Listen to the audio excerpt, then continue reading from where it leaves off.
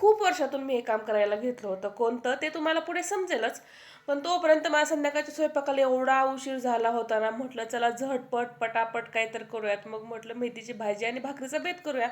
आणि बाजारामध्ये ना आता मेथीची भाजी पण खूपच छान यायला लागली. एकदम फ्रेश अशी येते.